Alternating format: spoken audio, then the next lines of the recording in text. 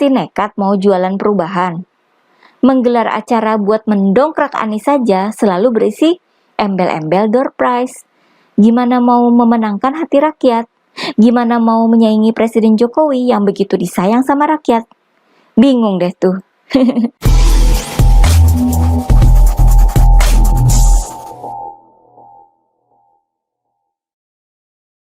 Halo guys, kembali bersama saya Nina Nur. Kita akan mengulik dunia politik dengan awas, waras, dan cerdas.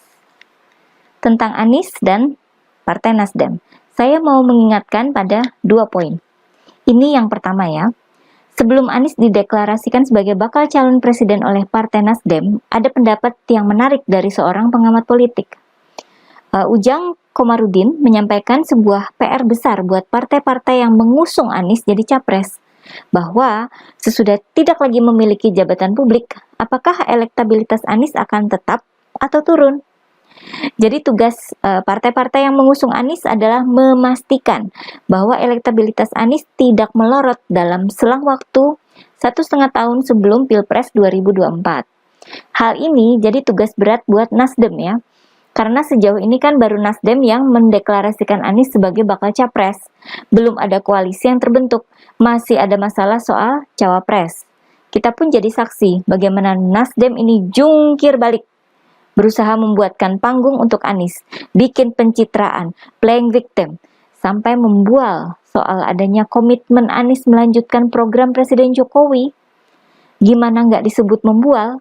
Lawong faktanya, Anies kemudian malah melemparkan kritik terhadap pemindahan ibu kota negara atau IKN, dan itu disampaikan di negeri orang, bagaikan menusuk Presiden Jokowi dari belakang ya. Oke, kita tidak akan membahas hal ini lebih lanjut ya. Kembali ke poin pertama, baik Nasdem maupun Anies sendiri harus bekerja keras untuk mempertahankan elektabilitas Anies di depan publik. Dengan menggelar acara pakai door prize besar-besaran, menyebar isu pelemparan telur busuk, hingga memperingatkan agar pemerintah daerah tidak menghalang-halangi safari politik Anies. Dan yang ngomong ke Pemda itu adalah Sekjen Partai Nasdem, yang notabene adalah menterinya Presiden Jokowi. Jadi gimana ini menyebutnya? Memanfaatkan jabatan demi elektabilitas Anies gitu? Ini saya nanya loh ya. Oke, kita lanjut ke poin kedua ya. Ini pernah saya sampaikan di video sebelumnya, bahwa Anies memang punya pertimbangan khusus dalam memilih daerah-daerah di mana dia menggelar safari politiknya, yakni di daerah-daerah di mana pada Pilpres 2019 pasangan Jokowi Ma'ruf Amin mengalami kekalahan. Seperti Aceh, Sumatera Barat, Riau, Jambi, Sulawesi Selatan, dan Jawa Barat. Asumsinya, di daerah-daerah ini bakal banyak yang tidak pro Jokowi, dan mereka ini bakal gampang diajak berkumpul untuk mengelu-elukan Anies.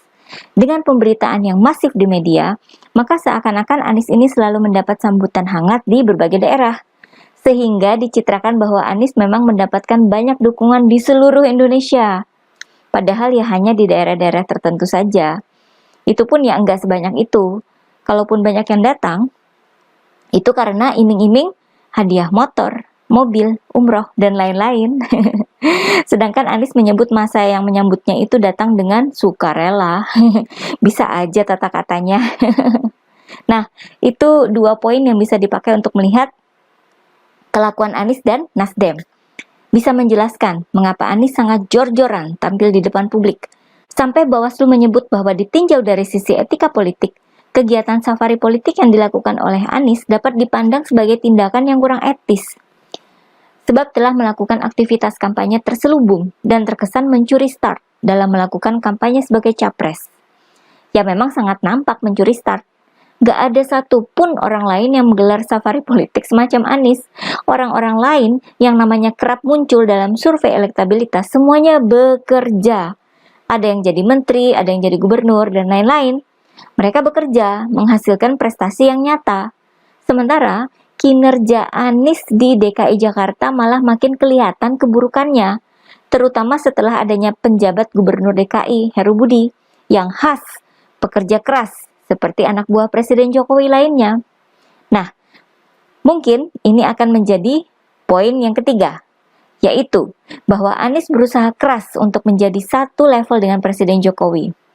Dulu waktu masih jadi gubernur, sudah terlihat sikap Anies yang tidak mau bekerja sama dengan jajaran menterinya Presiden Jokowi. Tapi waktu itu kan Anies tetaplah seorang gubernur, yang mau tidak mau harus nurut sama Presiden.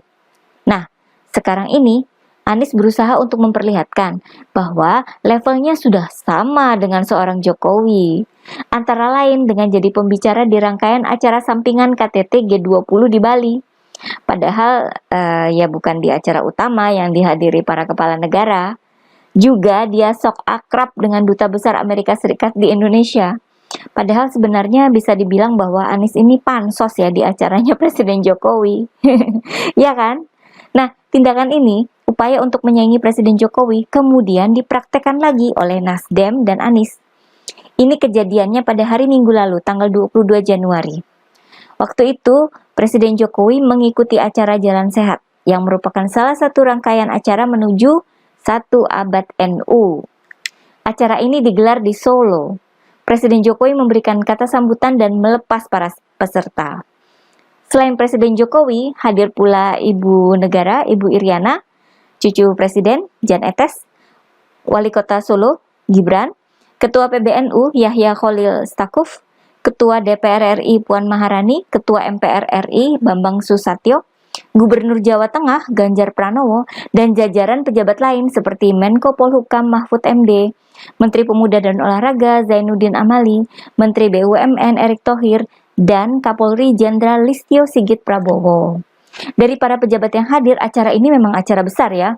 Ya karena umat NU memang sangat besar jumlahnya.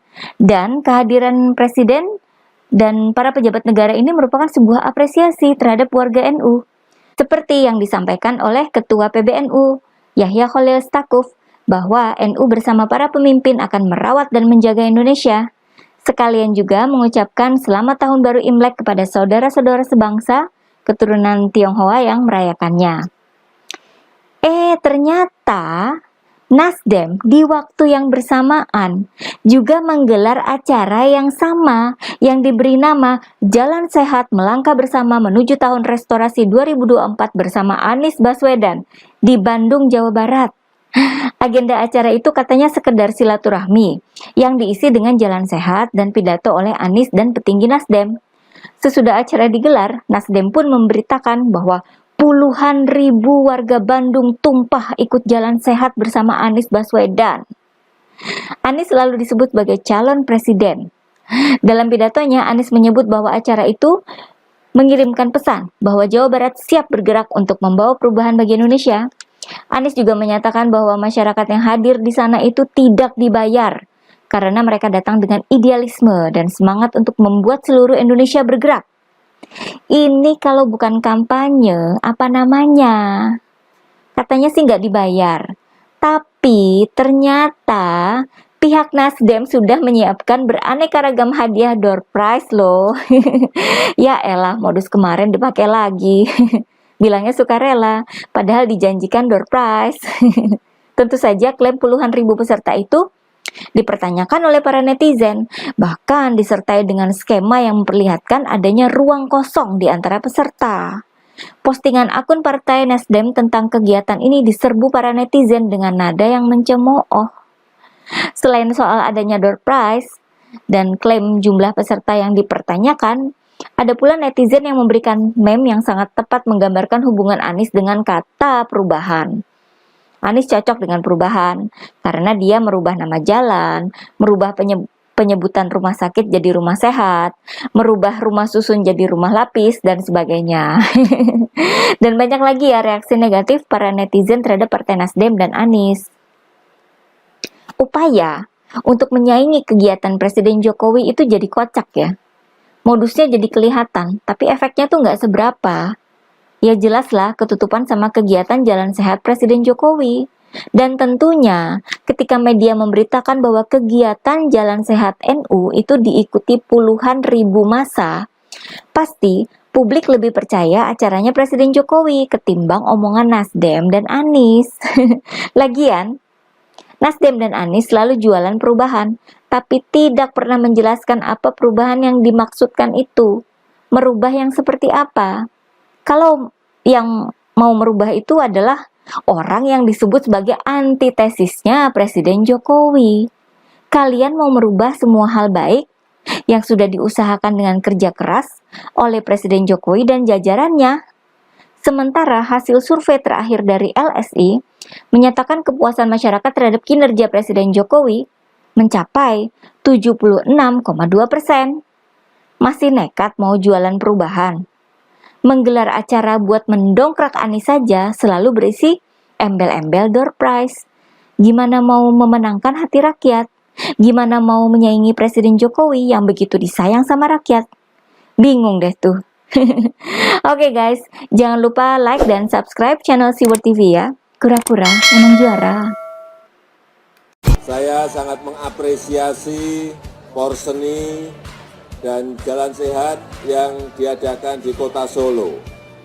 Kita harapkan dengan porseni dan jalan sehat seluruh warga Nahdien sehat semuanya.